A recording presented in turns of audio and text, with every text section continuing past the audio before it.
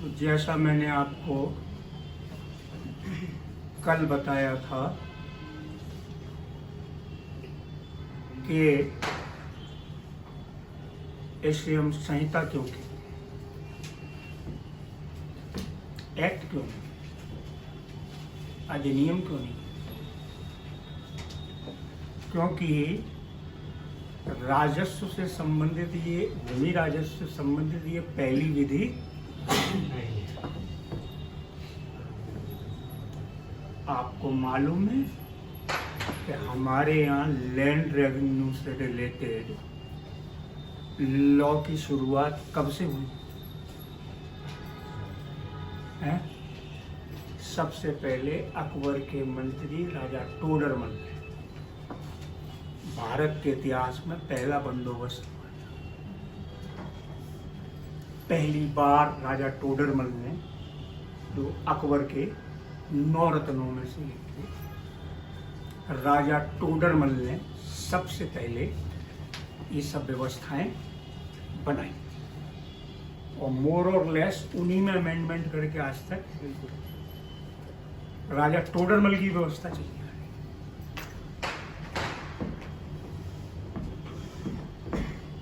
600 साल।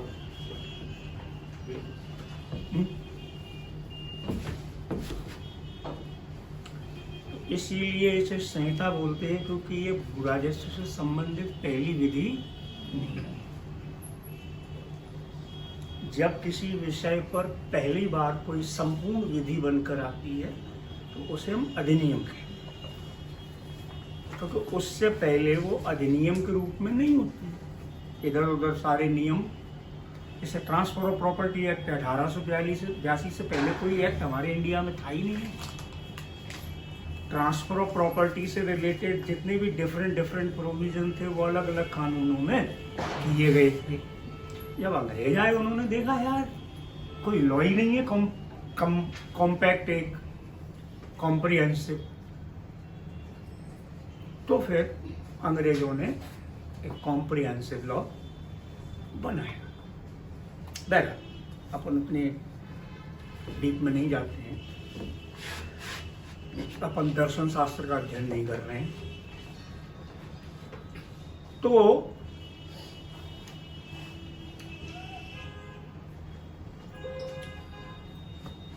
ये भू राजस्व संहिता पहली नहीं है।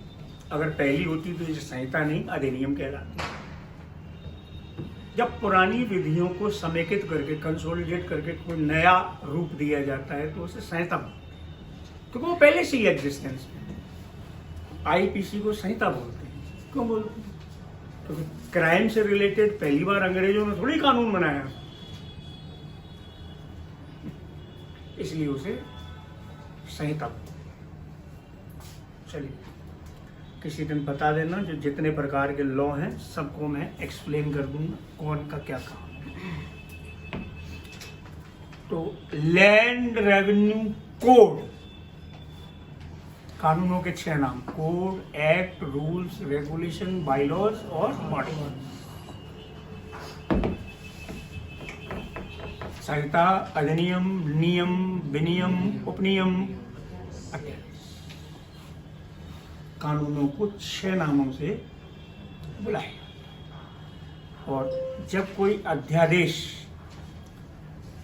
विधि की प्रक्रिया द्वारा, संवैधानिक प्रक्रिया द्वारा मान्यता दे दिया जाता है, तब फिर हम उसे अधिनियम या संहिता बोलते हैं। पहले वो अध्यादेश है ना। हम बढ़ते हैं आगे। चलिए बेयर एक्ट खोल लीजिए। भू राजस्व संहिता 1959,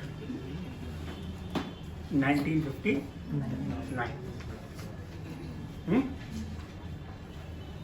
फिर क्या लिखा है? Act number 20 of 1950। तो 1959 में जितने कानून बने उसमें कौन सा नंबर का जी?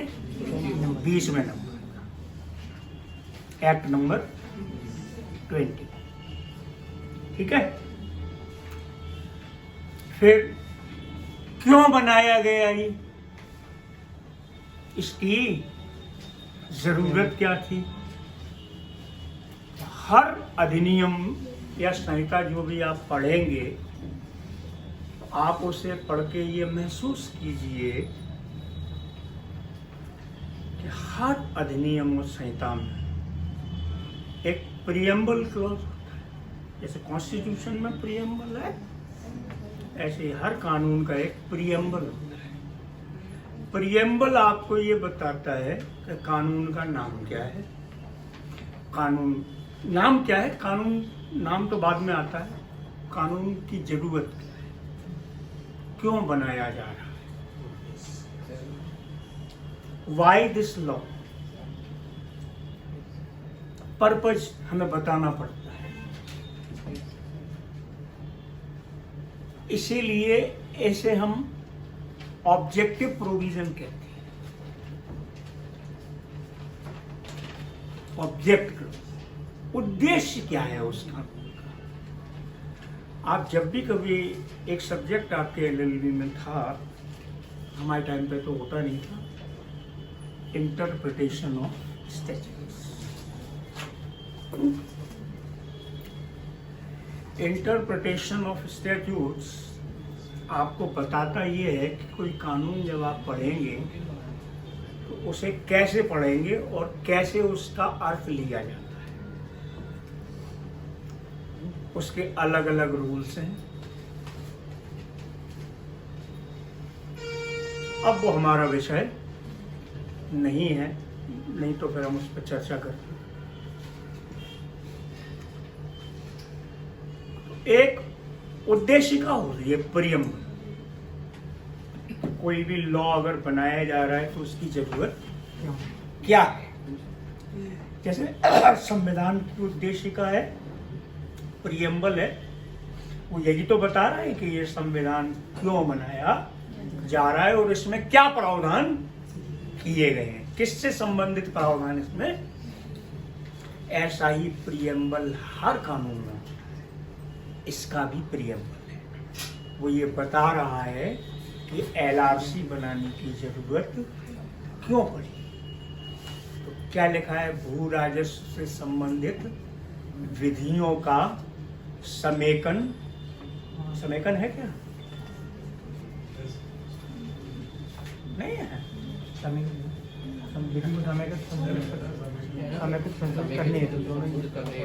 समेकन और संशोधन। समेकन का मतलब है जो बिखरी पड़ी हुई हैं उनको एक रूप में इकट्ठा करना।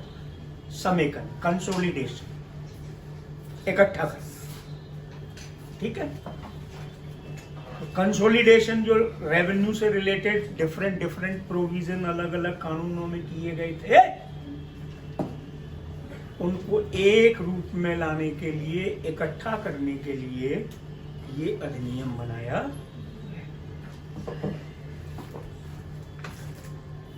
अधिनियम एक व्यापक शब्द है। कभी मतलब टाइम तुम लोगों के पास है, मौका मिलेगा तो तुम बताना, हम तुमसे चर्चा करेंगे। नहीं तो बीच बीच में हम किसी दिन भी मन बन जाएगा, उस दिन एलआरसी रह जाएगी और दूसरे कानून पढ़े जाएंगे। सर एक क्वेश्चन है, कोई वंश है वो पूछ रहा है what is the difference between preamble and law title. Interpretation of statute का question. Interpretation of statute. Preamble always shows that why the law has been enacted and what the purpose the law is going to serve. कोई कानून क्यों बनाया गया और वो क्या उद्देश्य पूरा करेगा, इसको हम बोलते हैं प्रियम्बल, है ना। और लॉन्ग टाइटल जो होता है वो ये बताता है हमें, ये लॉन्ग टाइटल नहीं है, ये तो सिर्फ उस लॉ के ऑब्जेक्ट को लेकर चल रहा है कि ये लॉ क्यों बनाया। और जो लॉन्ग टाइटल है, एक तो हम इसे कहते हैं कि रेवेन्यू लॉ, तो अभी कोई दिक्कत नहीं, दिक्कत है। रेवेन्यू तो बहुत बड़ा शब्द है,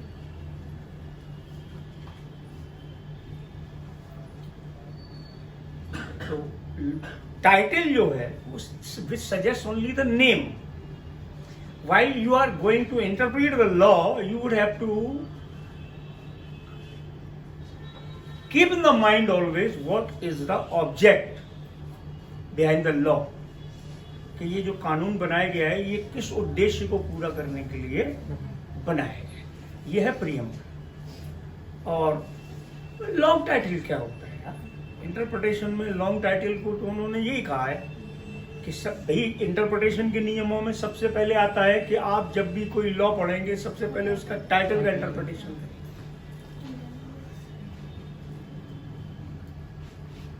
सबसे पहले टाइटल. तो भू राजस्व संहिता लॉन्ग टाइटल तो ये है मध्य प्रदेश भू राजस्व संहिता 1959.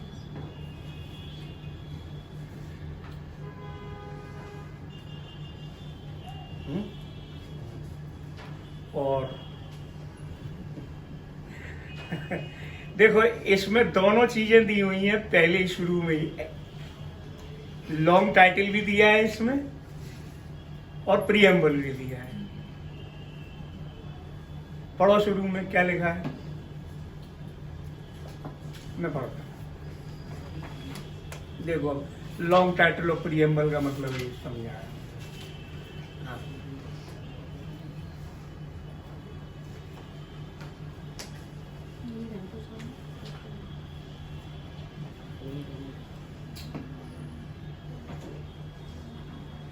क्या पूछो. What is the difference between preamble and long title? ये उसका क्वेश्चन. अच्छा तो देखिए ये लॉन्ग टाइटल तो पूरा है मध्य प्रदेश भू राजस्व संहिता 1959. तो लॉन्ग टाइटल तो अपने को ये बताता है कि ये क्या लॉ है, कब बना है और किससे रिलेटेड है. जैसे संवैधानिक भारतीय संविधान, ये तो शॉर्ट टाइटल हो गया constitution of India.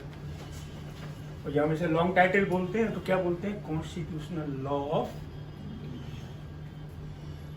Long title. अब अपन जब पढ़ते हैं धारा 1 तो शॉर्ट टाइटल लिखा रहता है. क्या कह रहे? उसमें शॉर्ट टाइटल लिखा रहता है. शॉर्ट टाइटल इंटरप्रिटेशन के जो रूल्स होते हैं उनमें सबसे पहले तो टाइटल से इंटरप्रिटेशन होता है ना. अब लॉन्ग टाइटल में देख लो इसको थोड़ी देर के लिए. तो दिनांक 15 सितंबर 1959 को राष्ट्रपति की अनुमति प्राप्त हुई. अनुमति मध्य प्रदेश राजपत्र में दिनांक 21 सितंबर 1959 को प्रथम बार प्रकाशित.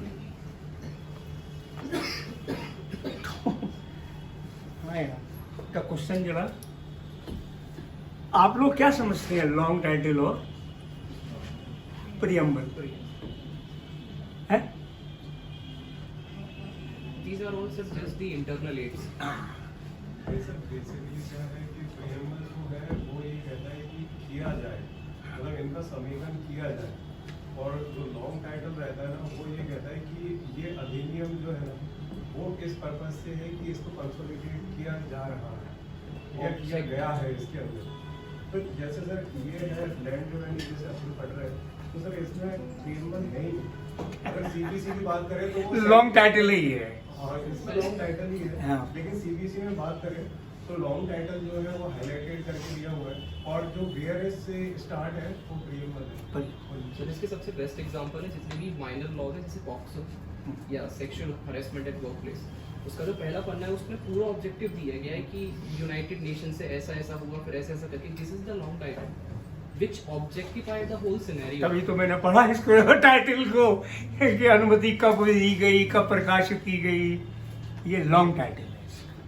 नहीं सर अनुमति वो तो एक अलग ही स्टैंडर्ड हो जाता है. लेकिन सर अगर सीबीसी की बात करें तो सर मैं इसको रीड आउट करूं. सर इसमें जो लॉन्ग टाइटल है वो ये है कि an act to consolidate and हाँ पर्पज बता दिया. अमेंड द लॉ हाँ relating to procedure of the court of civil judicature. Civil judication. हाँ, और सर जो प्रीएम्बल है इसका वो ये है कि where it is expedient to consolidate and amend the laws. इसका मतलब ये है कि भूराजस्व संहिता में कोई लॉन्ग टाइटल है ही नहीं है।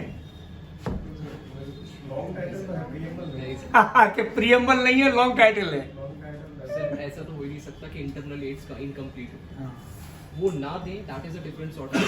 जैसे कि सर डोमेस्टिक वायलेंस एक्ट हाँ। या हम पॉक्सो ले लें, हाँ। उसके पहले पेज में ही उसका पूरा लॉन्ग टाइटल दिया हुआ है, what is the intention of legislature, that is the objective of long title. Behind the enactment of such act. वो हो सकता है या तो वो बिल में हो, it's nevertheless it is necessary to give the long title. इनके साथ दिक्कत ये है कि लॉन्ग टाइटल कहीं किसी ने क्लास में बना दी तो उसके लिए सर पूरी इंटरप्रिटेशन ऑफ स्टैट्यूट, पूरा इंटरप्रिटेशन ऑफ स्टैट्यूट हम फिर बंद करें एलआरसी क्या? इंटरप्रिटेशन ऑफ स्टैट्यूट से ही पढ़ लो और क्या। हाँ, और हम तो सब सही टर्म में जो है आपने दिया ऑब्जेक्ट क्लॉज है। ऑब्जेक्ट क्लॉज होता है और कुछ नहीं होता। इंटरप्रिटेशन ऑफ स्टैट्यूट में उसे ऑब्जेक्ट क्लॉज कहते हैं, इसलिए मैंने शुरू में ही तुम्हें कह दिया कि ये ऑब्जेक्ट क्लॉज है। सो वो बोल रहा है कि sir sometimes it is difficult to identify the same. Oh, why you want to differentiate between the two?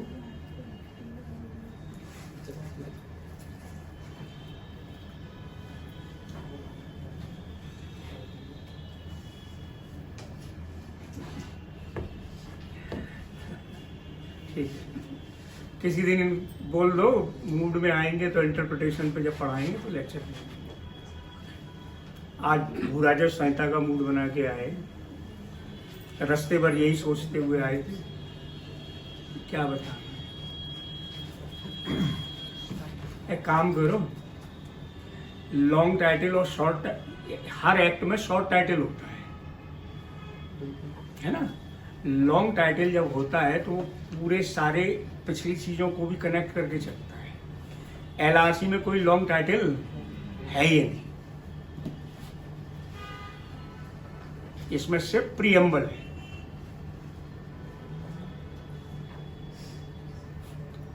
अभी बता देंगे, पहले हमें ये शुरू कर लेंगे, हम सब बता देंगे, सब बता देंगे।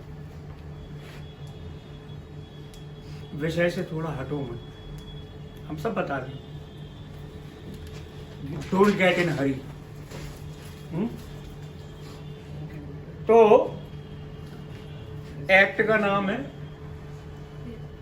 भैया, नहीं सर मैं वो बोल रहे हो कि आप बाद में बता दो। उठाओ, इंटरप्रिटेशन उठा लो ना यार। अब आया है एलआरसी तो खत्म ही हो जाएगी, हाल महीना भर लगेगा। अमेंड हो गई, पर जो मेन सेक्शन थे समझने जैसे वो तो चले ही गए। अरे वो रखी होगी इंटरप्रिटेशन तो कैसे मोटी मोटी किताब है हमारे पास।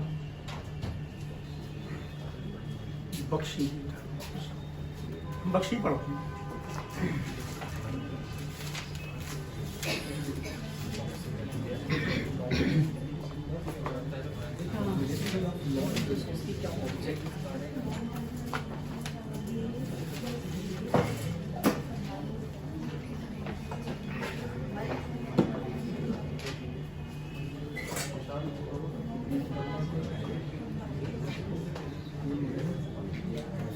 लग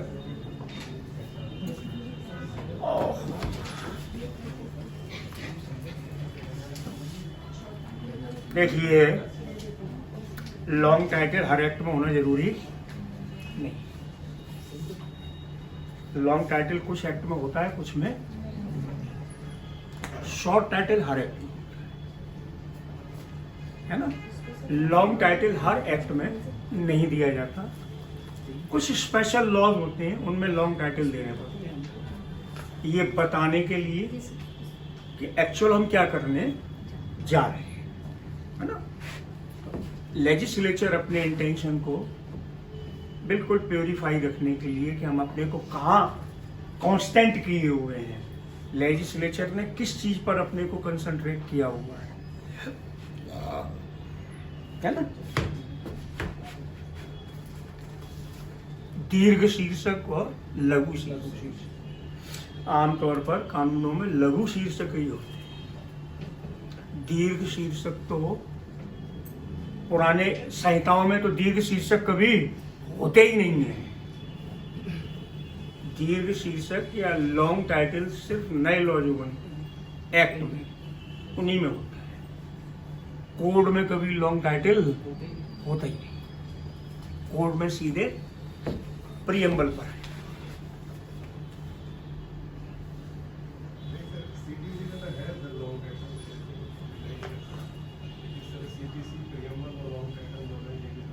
दोनों लेके चलोगे?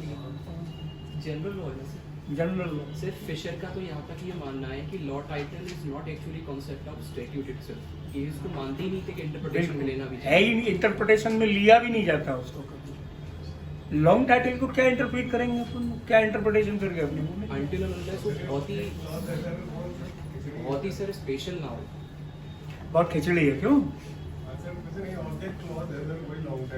मैंने इसीलिए तुमसे शुरू में कहा था कि हर लॉ में एक ऑब्जेक्ट क्लॉज होता है। बात खत्म हो गई। अब चूंकि ठीक है, हम कुछ कह नहीं रहे। बुरा जो संहिता पढ़ो। अब इसका पढ़ो तुम क्यों बनाई गई। 1959 से पहले क्या संहिताएं नहीं थे भू राजस्व से संबंधित? थी, लेकिन मध्य प्रदेश में कितनी संहिताएं थी भू राजस्व से संबंधित? मध्य प्रदेश के निर्माण से पहले या 1959 से पहले? मध्य प्रदेश बन गया 1956 में ही, या आया 1959 में। 3 साल बीच में। मध्य भारत का अलग था, भोपाल का अलग था, सबके अलग अलग रेवेन्यू लॉ थे। लेकिन जैसे ही मध्य प्रदेश राज्य का निर्माण हुआ, उन्होंने कहा अब जितने भी लोकल लॉ हैं जो हर रियासत में अलग अलग प्रचलित हैं, उन सबको खत्म करो और एक लॉ पूरे स्टेट के लिए बनाओ।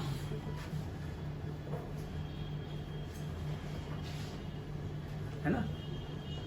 और कुछ पूछ रहे हैं लोग क्या?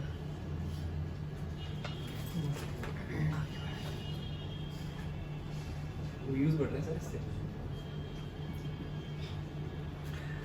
ठीक है।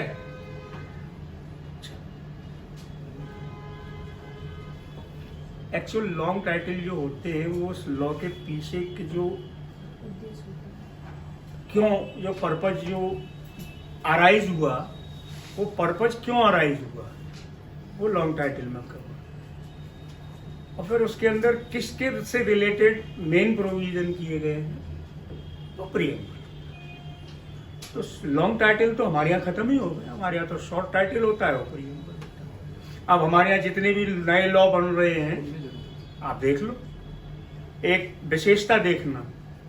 आपने इंटरप्रिटेशन ऑफ स्टैट्यूट्स नहीं पढ़ा, लेकिन आप उसके अंदर जाएंगे तो आप पढ़ेंगे कि 2 प्रकार के एड माने सहायक हैं, इंट्रिंसिक और एक्सट्रिंसिक। एक्सट्रिंसिक में हो गई law books, dictionary, case laws, debates वगैरह हैं वो, है ना?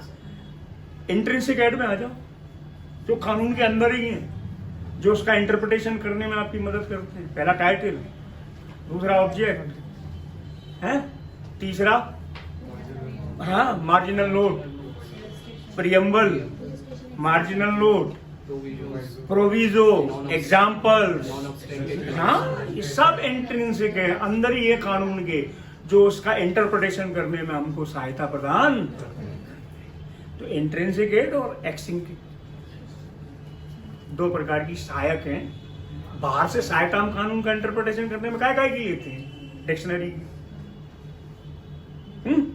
दूसरा केस लॉज की, तीसरा संविधान के विपरीत तो नहीं है, क्योंकि अगर संविधान के विपरीत चला गया तो वो कोई भी लॉ कॉन्स्टिट्यूशनल लॉ का वायोलेशन करेगा। उस मात्रा तक वो शून्य हो जाएगा। क्या एलिप्स है? एक्लिप्स की एलिप्स? अमेरिका में रह रहे हो? बहुत पिटे हैं हम इस पे। हम एक्लिप्स बोलते थे और हर बात थप्पड़ पड़ता। एलिप्स सी बोला नहीं जाएगा। अब मैं भी एक्लिप्स बोलना पड़ता है, लोग समझते ही नहीं। हम एलिप्स बोलेंगे तो कहेंगे आप अजीब मास्टर है। बहरहाल, तो मध्य प्रदेश राज्य के निर्माण के पहले यहाँ जो 5 क्षेत्र थे उनमें अलग अलग संहिताएं प्रचलन में थी। फिर राज्य के निर्माण के बाद ये देखा गया कि प्रशासनिक तौर पर बड़ी असुविधा हो रही है।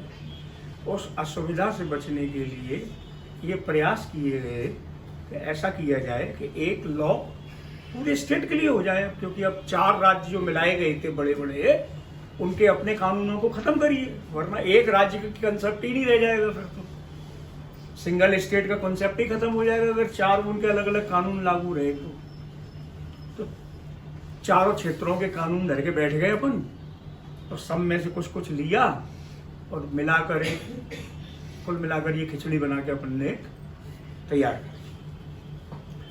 और इस खिचड़ी की दिक्कत ये है कि इसमें हर व्यक्ति को स्वाद नहीं आता है। वो हर व्यक्ति इसे जब खाता है तो उसका स्वाद बड़ा डिफरेंट होता है और वो शिकायत करता है कि इसमें जी और मिल जाए, इसमें जी और मिल जाए। तो जितने अमेंडमेंट 1959 से लेकर 2023 तक इसमें हुए, किसी कानून में इतने संशोधन नहीं हुए जितने संशोधन इसमें हो गए। पढ़ाने का मन नहीं करता। और बड़ी बात यह है कि कोई भी संशोधन जहां जोड़ा गया है, अभी हम आपको पढ़ाएंगे, आपको साहब ये संशोधन यहाँ क्या कर रहा है। वो जो संशोधन जहां जोड़ा गया है उस सेक्शन से उसका कोई रिलेशन ही नहीं है।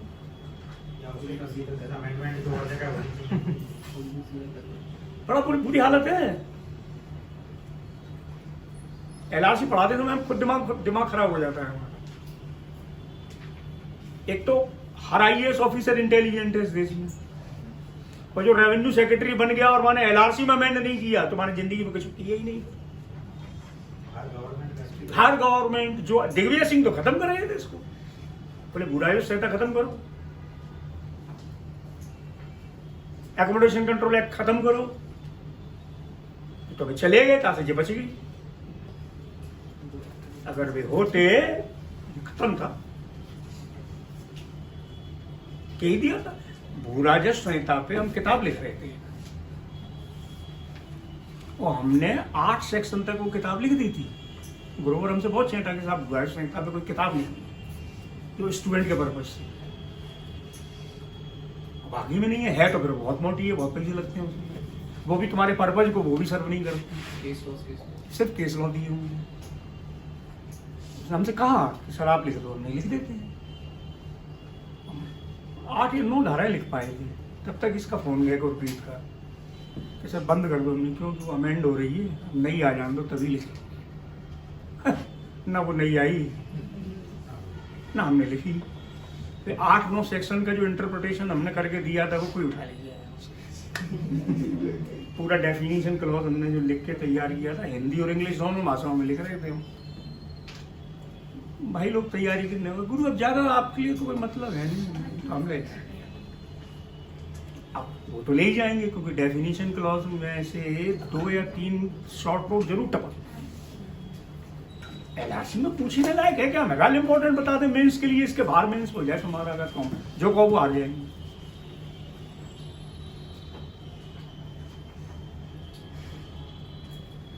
बैठे बैठे नहीं पड़ी एलआरसी यार, तुम अपनी बातें लगाए। हाँ, लेकिन ठीक है, अपने को कोई मतलब नहीं, अपने को तो पढ़नी है। तो ऑब्जेक्ट क्लॉज पढ़ लो क्यों बनाया गया। अब आते हैं धारा 1 पर। हर कानून की धारा 1 बिल्कुल फिक्स है। इसमें 3 चीजें, नाम कब से लागू है और कहां और किन किन पर लागू। नाम क्या है? भूराजस्व संहिता 1959। लागू कब से? 2 अक्टूबर 1959।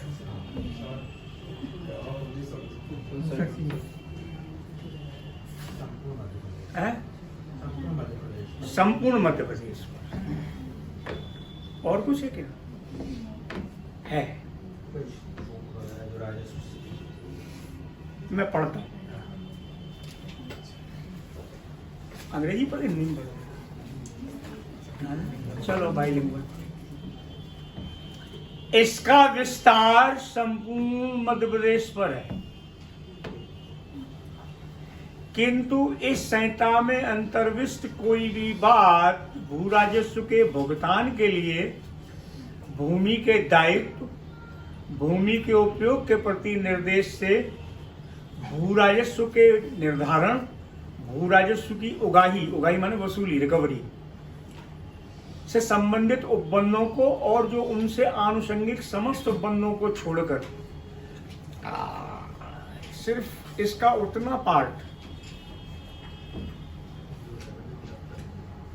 जितना लैंड रेवेन्यू असेसमेंट और रिकवरी से रिलेटेड है उसको छोड़कर बाकी की पूरी एलआरसी उन भूमियों को लागू नहीं होनी, उन क्षेत्रों को लागू नहीं होनी जो इंडियन फॉरेस्ट एक्ट 1924 27 का होगा, हाँ 27 का।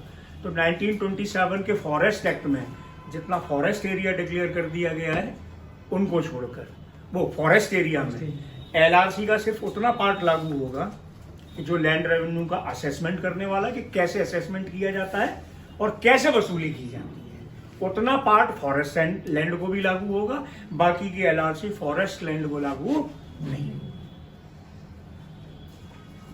फिर अब फॉरेस्ट की लैंड है तो किसके अंदर में? Forest officer, forest conservator, IFS, जो भी IFS होंगे उनके अंडर में, फॉरेस्ट सर्विसेज वाले, है ना। अब वहां लैंड रेवेन्यू का असेसमेंट कौन करेगा? वहां जी तो है नहीं है कलेक्टर है और ये डिप्टी कलेक्टर, तहसीलदार जी तो है ही नहीं, वहां तो सब फॉरेस्ट ऑफिसर्स हैं, रेंजर हैं। तो भू राजस्व का निर्धारण कौन करेगा? भू राजस्व की वसूली कौन करेगा? प्रोसीजर यही होगा जो एलआरसी में बताएगा, करेगा कौन? क्योंकि फॉरेस्ट की लैंड पर ना तो तहसीलदार, ना कलेक्टर, ना कोई भी अपनी शक्तियों का प्रयोग कर ही नहीं सकता। फॉरेस्ट की लैंड पे शक्तियों का प्रयोग करेंगे फॉरेस्ट ऑफिसर, रेंजर, कंजर्वेटर। दो प्रकार के वन बताए गए हैं, संरक्षित, आरक्षित, रिजर्व एंड रिजर्व। अभियान क्या शब्द इस्तेमाल किया था?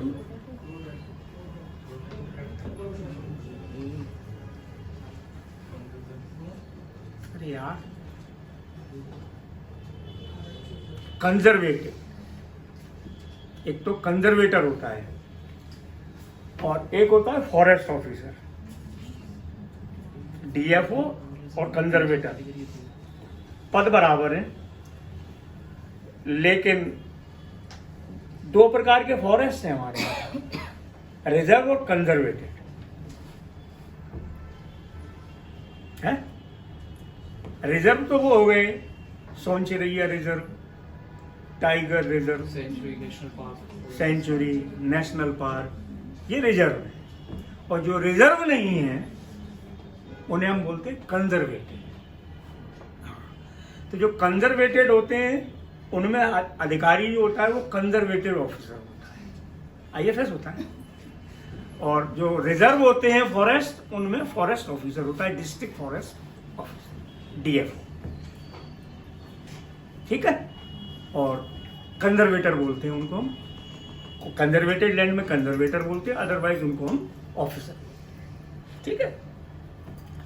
तो जो रिजर्व है उनमें कंजर्वेटेड कभी नहीं होता, है ना। फॉरेस्ट एक्ट पढ़ा तुमने? अगर तुम पहले पढ़ाना पड़ता था हमें फॉरेस्ट एक्ट, तो उसमें पूछते थे ADPO में। अरे ADPO हम इसलिए बंद किया, वो 32 सब्जेक्ट पढ़ाए हुए यार, जरा से। अब खून पी रहे लोग कि हमारे वर्ग का पैसा मांग दो तो वेल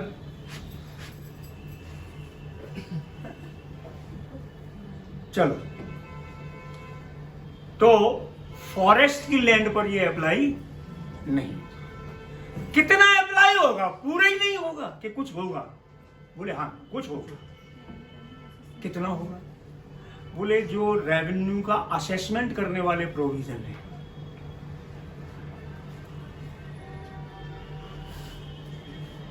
देखिए किसी भूमि पर राजस्व कितना लगेगा, इसको तय करने की जो प्रक्रिया होती है, जो प्रोसीजर होता है, उसको हम क्या बोलते हैं?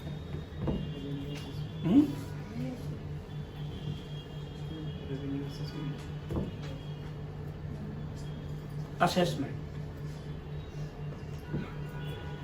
एक हमारे एलआरसी में विशेषता ये है कि हर लैंड पर असेसमेंट किया जाए,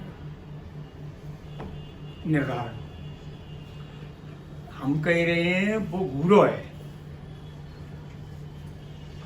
गांव भर का कचरा वहां लाके डाला जाता है।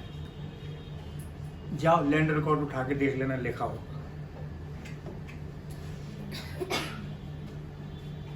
कि ये एरिया गांव में कचरे के लिए बनाया गया है। तो लैंड रिकॉर्ड बनता है, आप कभी देखा? अरे तुमने खसरा नहीं देखा? है? नहीं देखा तो देख लेना, वो मोबाइल पे मध्य प्रदेश राजस्व विभाग खोल लैंड रिकॉर्ड, हाँ लैंड रिकॉर्ड खोल, भू अभिलेख विभाग, वहां चले जाना, सर्वे नंबर डालना, तो पूरी तुम्हें उस सर्वे नंबर की जानकारी मिल जाएगी।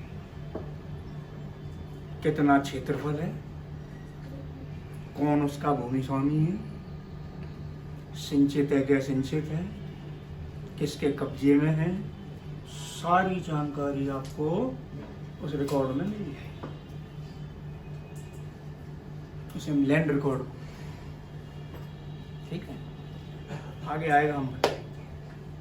तो फॉरेस्ट की जो लैंड है उन पर एलआरसी का उतना ही प्रोविजन लागू होता है जो भू राजस्व के निर्धारण से संबंधित है, कि भू राजस्व कैसे निर्धारित किया जाएगा और उसकी वसूली कैसे की जाएगी। उससे रिलेटेड जितनी सेक्शन हैं इसमें, वो फॉरेस्ट की लैंड को भी लागू हैं।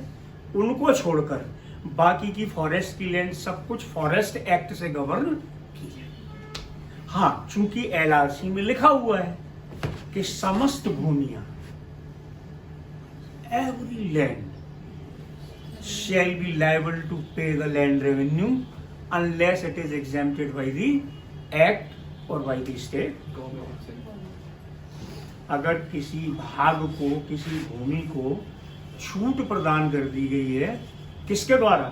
भू राजस्व संहिता के द्वारा या राज्य सरकार के द्वारा, तो उसे ही छूट रहेगी, अदरवाइज किसी को कोई छूट नहीं है। तो भू राजस्व सबको देना पड़ेगा।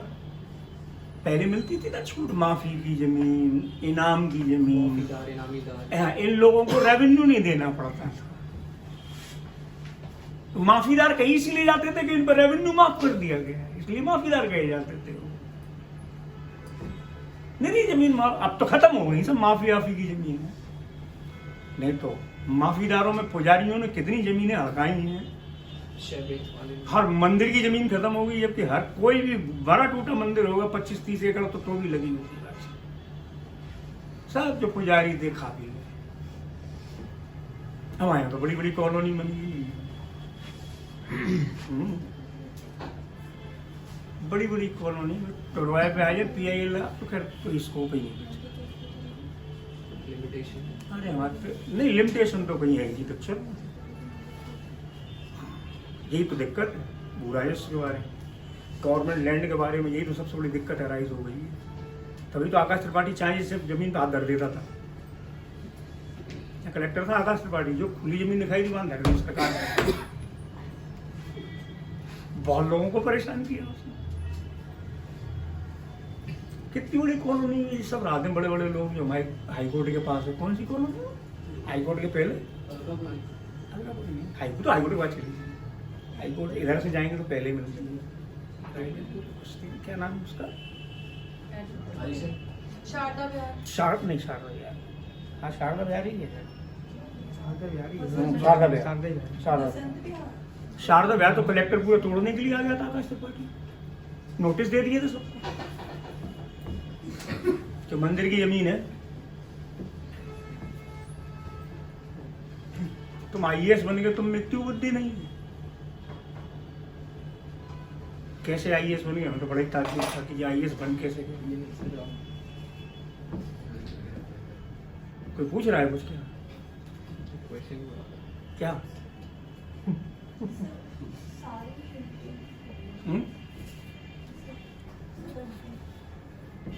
क्या कह रहे, को पूछ रहे हो? हमको जल्दी नहीं है, क्योंकि इनमें से कोई परीक्षा नहीं दे रहा है। और जो दे रहे हैं उन्हें हम 2 बजे पढ़ा रहे हैं। आराम से पढ़ाएंगे, जल्दी खत्म हो जाएगी, क्योंकि हम अगर स्पीड में आ गए 4 दिन तक होंगे जब 100 सेक्शन निपट जाएंगे।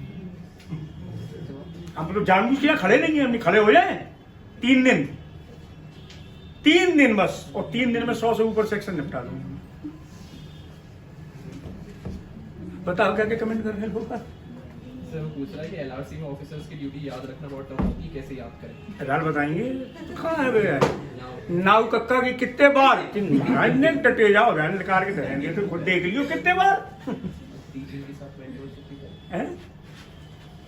मेंटरशिप भी करें। हाँ वही तो कह रहे हैं। नहीं, मेंटरशिप तो करनी पड़ेगी है, टीचिंग के साथ साथ मेंटरशिप तो जरूरी है। सब बता दूंगा, डोंट वरी, सब बता दूंगा, है ना। जितना हमें आता है उतना तो बता ही दूंगा। चलिए, कब लागू हुई? 2 अक्टूबर को। गांधी जयंती पर पप्पा मर गए, एलआरसी पप्पा नहीं छोड़े। पप्पा बेचारे 48 में निकल गए। तुम्हारी बेचारे सुभाष चंद्र बोस मर गए, कर करके बब्बा नाम ले। अंग्रेज में छोड़ी सुभाष चंद्र बोस की वजह से थी इंडिया। गंगा आने थी भागीरथ के सिरे में, कोई बात, गंगा को पृथ्वी पे आनी था, वो भागीरथ ने तपस्या कर ली, उनको नाम होगा, देना तो आने ही तो। चलिए सेक्शन 2 पे आ जाएं, डेफिनेशन क्लॉज पर। हैं? पहली क्लॉज डेफिनेशन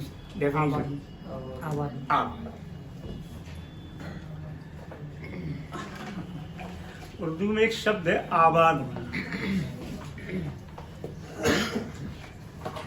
आबाद होने से अर्थ है किसी जगह पर रहना और बस जाना।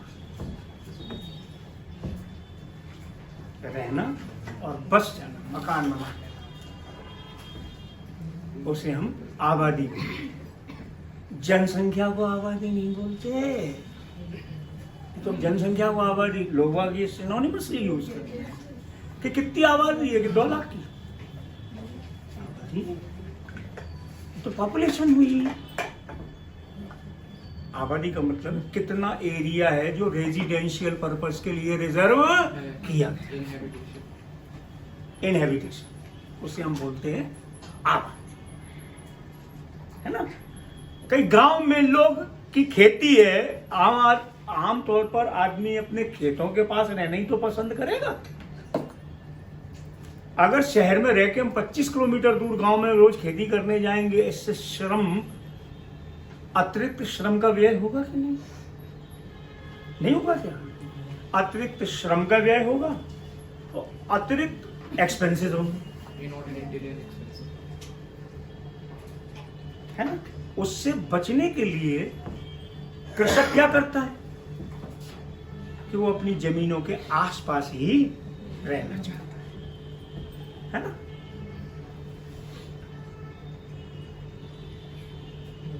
क्योंकि इससे उसके श्रम की बचत है।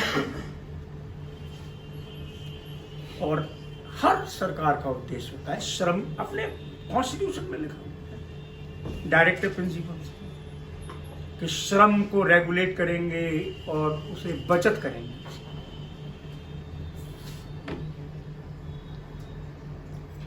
पढ़ा कभी क्या?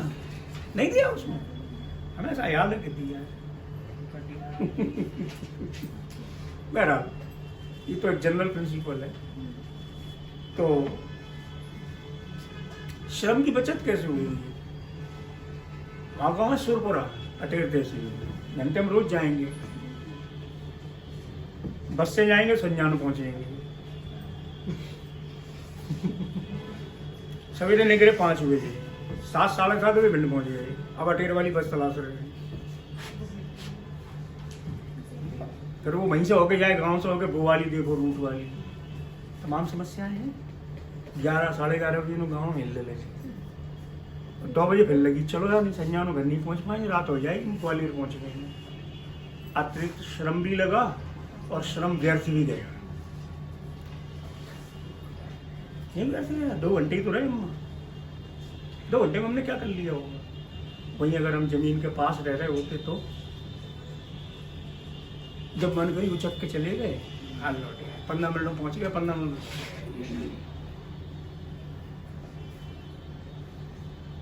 तो ज़्यादातर जो खेतीहर होते हैं उनका उद्देश्य ही यही होता है कि हम अपने खेतों के आसपास ही हैं। चलो आज तुम्हें कुछ बताता हूँ। एक्ट तो बाद में खोले ही गए एक्ट, थोड़ा सा सुनो हमारे बोर्ड पे भी कुछ पता है।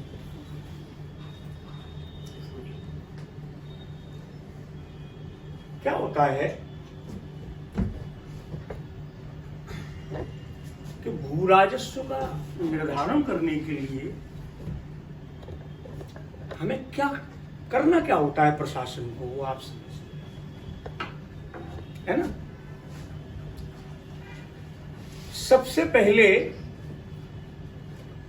गांव बनाए जाए, विलेजेस, विलेज एरिया, ये काम ऑफिसर्स जो अपॉइंटेड है वो करते हैं। कौन डिफरेंट टाइप पे डिफरेंट ऑफिसर होते थे। पहले बंदोबस्त अधिकारी होता था, अब शायद खत्म हो गया है। अब जिला सर्वेक्षक हो गया, district surveyor, town surveyor, surveyor बोल दिए गए। अब उन्हें सर्वेयर बोलते हैं। पहले कुछ मैं तो कह रहा हूँ इस एक्ट की दुर्दशा इतनी बुरी है, अभी तुम पढ़ोगे तो मैं दिमाग खराब हो जाएगा, क्या लिखा हुआ है सर, ये बेकार की बात है। लेकिन अब चूंकि है तो पढ़ाना, हमें पढ़ाना। देखिए इस एक्ट का मेन पर्पज जो है वो 2 ही है। पहला, हर लैंड पर रेवेन्यू असेसमेंट हो और हर लैंड से रेवेन्यू की रिकवरी। जब हम असेसमेंट करते हैं कि किस भूस्वामी से कितना रेवेन्यू लिया जाए, कमेंट बराबर आ रहे हैं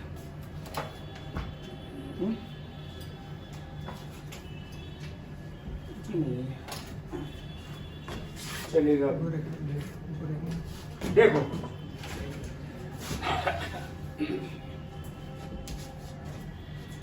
क्या करते हैं हम, सबसे पहले कि पूरे जिले में जब सर्वे होता है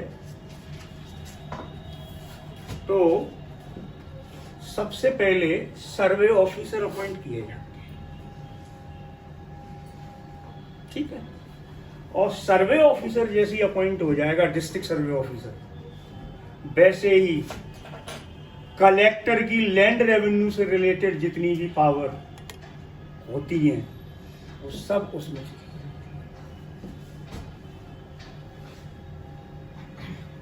पहले बंदोबस्त अधिकारी होता था, उसमें चली जाती थी।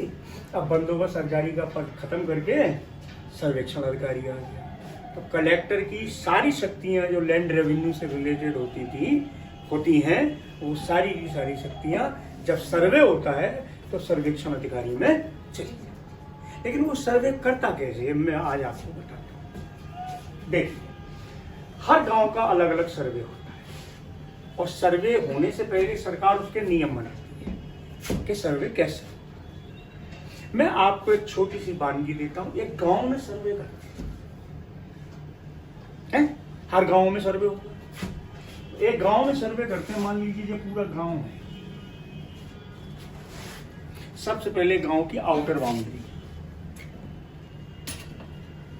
जो लोग गांव से बिलोंग करते हैं उन्होंने देखा होगा, गांव के बाहर पत्थर की मुड्डियां लगी होंगी, तोड़ दी होंगी लेकिन फिर भी लगी होती हैं।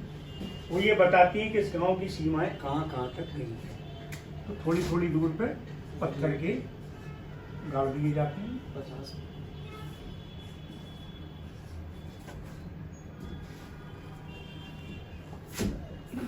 देखना है क्या किसी दिन? चलो कार उठा के चलते दिखा रहा हूं। बिल्कुल जमीन पे खड़े होकर लैंड रेवेन्यू कोड पढ़ाएंगे। लो नहीं पढ़ो, खड़े हो गए। एक्ट भी मत निकालो, नियम तुम्हें पूरा पढ़ाए। मैं एग्रीकल्चरल लैंड पे बैठा, ये पूरा गांव है। पहले गांव की सीमाएं बनाई गई। कई बार देखा तुम्हारे पास 50 एकड़ जमीन है और पता लगा 50 एकड़ के बीच में से ही गांव की सीमा निकल गई। आधी बगल के गांव में है, आधी जा गांव में। होता है कई बार। तुम्हारी जमीन यहाँ लगी है, ये लगी है। अब बोलो क्या करोगे? इस जमीन के बीच में से ही निकलेगी। तब जिस दूसरे गाँव में चली गई थे, दूसरे गाँव में आगे हो जाता है। लेकिन अपन सबसे पहले जब सर्वे होता है, क्या होता है कि स्टेट गवर्नमेंट सर्वे का डिक्लेरेशन सबसे पहले, जैसे उसने कहा अब दतिया जिले में सर्वेक्षण की कार्रवाइयां इतनी तारीख से प्रारंभ की जाए, स्टेट गवर्नमेंट का नोटिफिकेशन आएगा।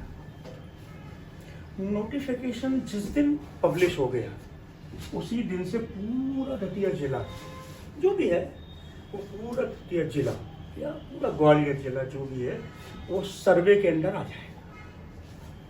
और कलेक्टर की जो सारी शक्तियां हैं वो सर्वेक्षण अधिकारी में चली गई। अर्थात LRC में जितनी भी पावर कलेक्टर को दी गई है, जब तक सर्वे चलेगा तब तक वो पावर कलेक्टर द्वारा एक्सरसाइज न करके सर्वे ऑफिसर द्वारा एक्सरसाइज की जाएगी। पर दिमाग में बड़ी उथल पुथल मची, तो हम तुम्हें बता दें कि गवर्नमेंट बहुत सुरूर होती है। जैसे हम धूर्त शब्द कहते हैं ना, तो गवर्नमेंट धूर्तता के बिना सरकार चल ही नहीं सकती।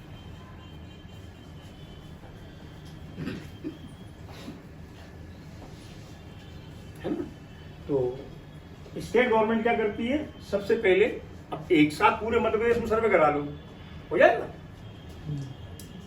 कितने कर्मचारी और अधिकारी लगेंगे तुम्हें अगर एक साथ पूरे स्टेट में सर्वे होने लगे? तो कितना बड़ा स्टाफ लगेगा तुमको भाई साहब। और फिर भर्तियां करोगे और सर्वे खत्म हो गया 2 साल में, 3 साल में, और तुमने उन्हें निकाल दिया नौकरियों से। लगे हाई कोर्ट में पिटीशन है, सब नौकरी से निकाल दिया, फलाना और लिमका। और ये पॉसिबल भी नहीं। इसलिए गवर्नमेंट क्या करती है? ग्रुप बनाती है। पहले एक जिले में नोटिफिकेशन होगा, और जिले में भी पूरे एक साथ पूरे जिले में नहीं होगा, मतलब सर्वे नहीं होगा एक साथ। ग्रुप बनाए जाएंगे, विलेजेस के, गांव के ग्रुप बनाए जाएंगे, 5-5, 3-3 गांव। हर मान लो ये 5 गांव हैं या 4 गांव हैं, और इन चारों गांव की सामाजिक आर्थिक जो भी परिस्थितियां हैं वो बिल्कुल समान है।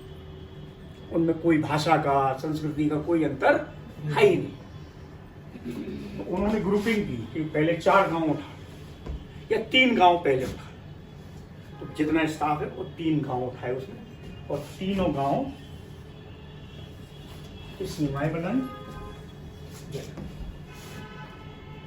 ठीक है, अब 3 गांव उठाए, स्टाफ लग गया काम पे। पहले होगा फील्ड वर्क। फील्ड वर्क में क्या क्या होगा? Agricultural, non agricultural, residential, public purposes, इनके लिए जो लैंड है वो सेपरेट कर दी जाए। पहले एग्रीकल्चरल ली जाएंगी। मान लो इस गांव में इतनी एग्रीकल्चरल लैंड,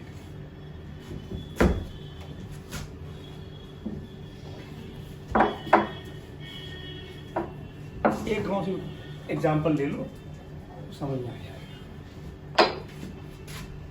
ठीक है, ये एग्रीकल्चर यहाँ तक, ये एग्रीकल्चर पूरी, ये नॉन एग्रीकल्चर।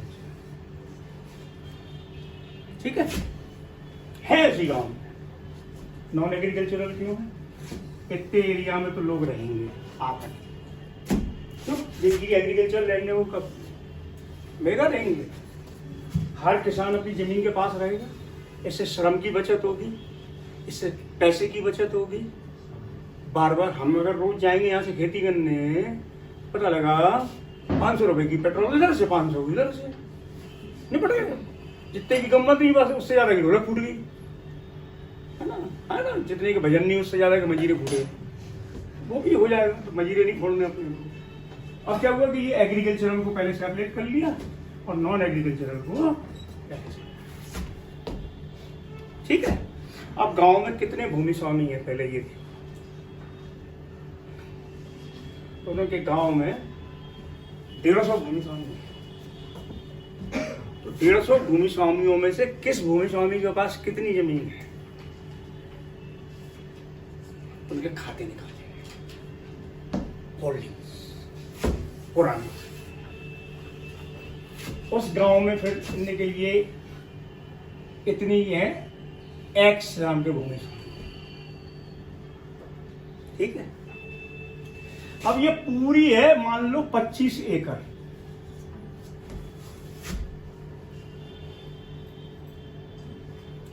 ध्यान रखना लैंड को भूमि स्वामियों के अधिकारों के हिसाब से टुकड़ों में बांटा।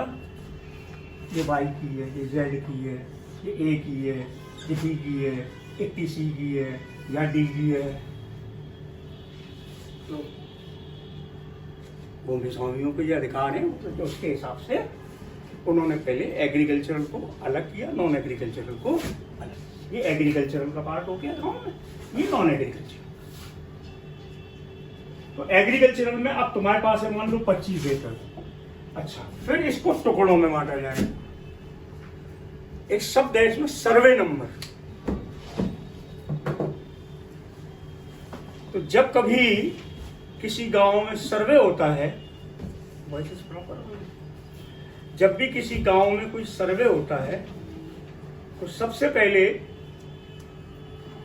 हर भूमि स्वामी की कितनी उसके पास टोटल लैंड है वो पहले रिकॉर्ड रखती है।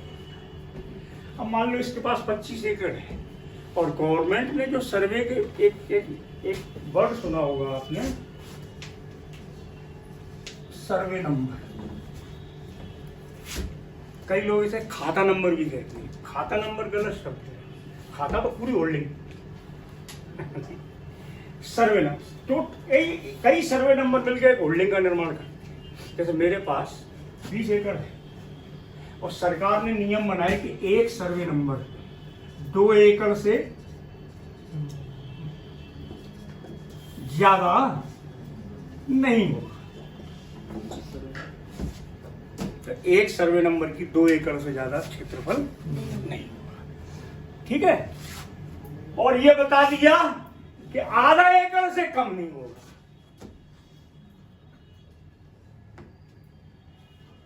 दो एकड़ से अधिक नहीं होगा और आधा एकड़ से कम नहीं होगा। अब 25 एकड़ को इसी हिसाब से टुकड़ों में बांट किया है। कोई 1 एकड़ का सर्वे नंबर, कोई 2 एकड़ का सर्वे नंबर, कोई 1.5 एकड़ का सर्वे नंबर। जब वो जो ऑफिसर है वो देखेगा, उन्हीं का काम है। सुविधा की दृष्टि से कितने सर्वे नंबर में इसको डिवाइड कर दिया है, जो भी होगा। मैक्सिमम ये लिमिट है 2 एकड़, इससे बड़ा कोई सर्वे नंबर नहीं और आधा एकड़ से कम का नहीं। अब इसी के अनुसार, इसी स्लैब के अनुसार हर भूमि स्वामी की लैंड को टुकड़ों में बांटा गया, क्योंकि 25 एकड़ का एक सर्वे नंबर नहीं हुआ। क्योंकि सरकार ने क्या कह दिया, अब हमने क्या किया कि 10 एकड़ के 2 बना लिए, 2 एकड़ के 10 बना लिए, 1 एकड़ से 5 बना दिए। लो हो गई 25 एकड़।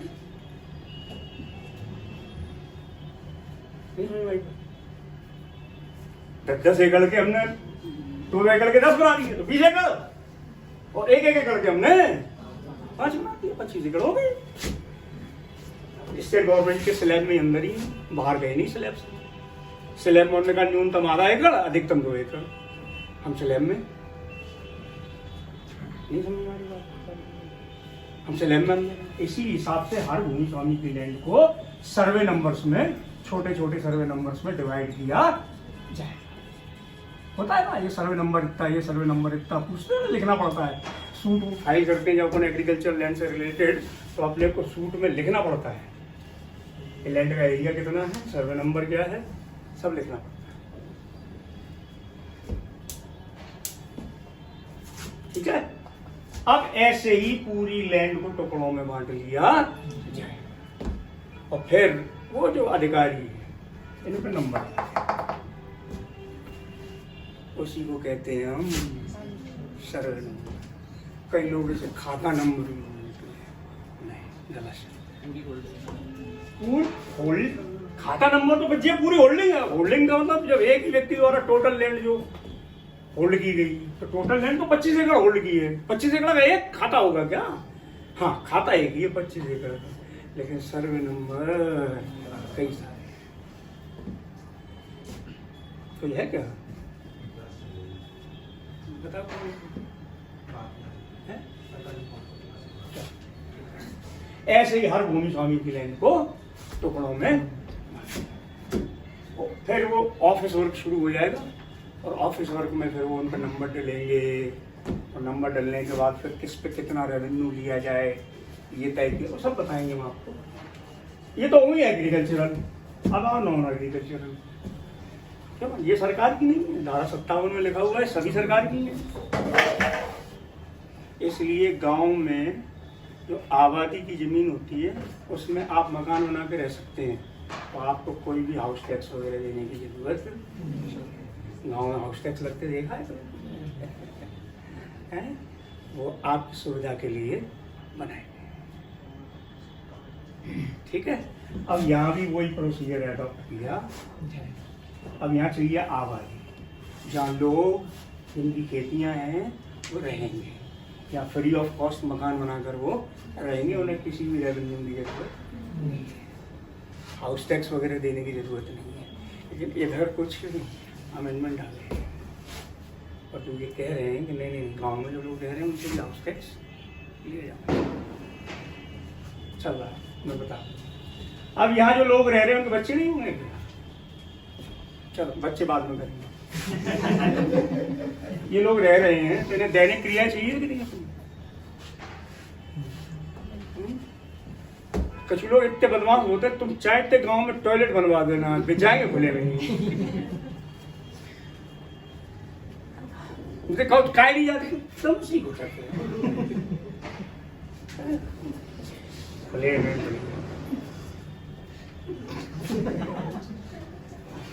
ठीक है। इसी प्रकार से यहाँ सर्वे नंबर बनाए थे। यहाँ आबादी का अर्थ होता है जहाँ लोग बसेंगे, उनके लिए रिजर्व की जाएगी लैंड। वो कहाँ जाके अपने दैनिक क्रियाएं निपटाएंगे, उसके लिए जमीन होगी। बच्चों के खेलने का मैदान होगा, स्कूल के लिए जमीन कौन सी होगी, गोठान, गोबर वोबर डलेगा, गांव भर का कचरा वगैरह वो कहाँ डलेगा। ठीक है। चरनोरी, जो कैटल्स होंगे यानी कि जो किसान होंगे वो कहाँ जाएंगे? खेतों में, वो लट चलेगा। तेरी भैंस मेरे खेत में है। चलन तो लट तो नहीं। एक ग्रेजिंग लैंड भी हर गांव में, वो ग्रेजिंग लैंड हर गांव में सरपंच के कब्जे में होती है। लगभग ऐसे समझ लो तो अंदाज होगा 8 से 10 एकड़ के बीच में तो कम से कम होती है। 25 बीघा 30 बीघा, हाँ, वो लगभग उतना ही एरिया होता है। टुकड़ा तो है जी शंकरपुर ही खाते हैं, गुजरों वाला है, गेट अलग हो जाएगी महाराजपुरा पे, जो बाकी सामने गली रोड गई है। हमको डुबरा रहा 28 एकड़ की चरनोई चोते हैं तो पिछले 60 साल से 28 एकड़ की चरनोई। वो पता ही नहीं, गुजर 75-78 साल की उम्र थी उसकी, गांव के एक आदमी ने तहसीलदार को क्या हो गया, घंटे हो गए, इसमें दिक्कत आ रही है। तो इसी प्रकार से यहाँ जो लोग रहेंगे उनके दैनिक क्रियाओं के लिए जो जो चीजें जरूरी हैं वो सब उनके लिए रिजर्व वही किया। नहीं चल रहा, मना कर दिया, नहीं चलो चलो। तो इसी प्रकार से इस गांव का पूरे का सर्वे, ये हो गया फील्ड वर्क। ये फील्ड वर्क है, जमीनों को टुकड़ों में बांट रात। मतलब एक तो मजे की बात यह है कि गर्मियों में होता है सर्वे हमेशा, मई जून में, अप्रैल भी नहीं, मई जून बस मैक्सिमम। क्योंकि जून में अगर पानी पड़ गया तो किसान भाई साहब, पानी 2 दिन पड़ गया तो तीसरे दिन तो हल लिए खड़ा है, रुक जाओ भाई साहब, जोत लेन दो। सीमांकन तक रुक जाएंगे, हैं? सीमांकन तक रुक जाते हैं। इसलिए सर्वे बड़ा टिपिकल होता है, क्योंकि किसान, यार तुम इन दिनों में सर्वे करोगे, गेहूं खड़ा है यार, सरसों खड़ी है, तुम खेती ऐसी तैसी कर डालोगे भाई फसल की पूरी की, है ना। खुली हो तब देख लो, 2 महीने में क्या कर लोगे तुम, एक गांव नहीं पड़ता पाओ। दिन भर लगे रहोगे तो 5 सर्वे नंबर की तुम वो कर पाओगे मेजरमेंट। नेट को फुटबॉल उठते हो तो हो गई, तो भूमि स्वामी तो लट रहे ढाले तुम्हारे ऊपर। ये पूरे, ये एग्रीकल्चरल और ये नॉन एग्रीकल्चर। लेकिन जो लोग यहाँ रह रहे हैं वो एक साप्ताहिक हाट भी लगेगी। हो आजकल के जमाना थोड़ी, एक रोड बन गई गाँव में तो अपनी ढाई गाड़ियों शहर में आ गए। पहले तो गाँव में कहाँ यार, हमारी देखे ही नहीं, कुछ नहीं था गाँव में। अब तो गांव में देखते हैं तो यार गांव में तुम बढ़िया फ्रेश व्रेश सब कोल्ड ड्रिंक वही तुम्हें मौजूद है, नहीं अच्छी बढ़िया है यार। हाँ, तो हमें तो जब स्टूडेंट लाइफ में से पढ़ना होता था जैसे सिर्फ माँ मंगे निकल गया, मैं गाँव पाती गाँव में, वही ननियाल वही है, उनके निकल गए, बात खत्म। 2 टाइम की रोटी प्रेम से मिल रही है, वहीं खिलाए खवा रही है, किताब लेटर है, क्या करना। तो अपन तो चूंकि उनकी भाषा अलग चलती है, अपन जानते हैं।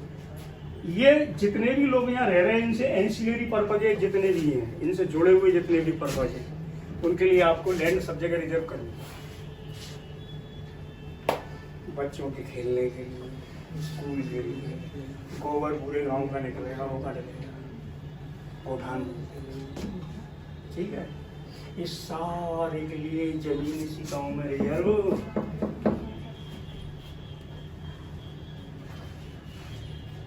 ऐसी सर्वे हर गांव का पूरा किया जाएगा। फिर जो जो बनाए गए हैं इनकी एंट्री ऑफिस में बैठेंगे अब पूरे अधिकारी, और ऑफिस में बैठ के ऑफिस वर्क करेंगे। ये तो फील्ड वर्क हो गया। अब इन पे नंबर डलना, ये सब ऑफिस, ठीक है। कल इसी से आगे कंटिन्यू करेंगे, पूरी एलआरसी बना। क्या क्या कमेंट कर रहे हैं लोग?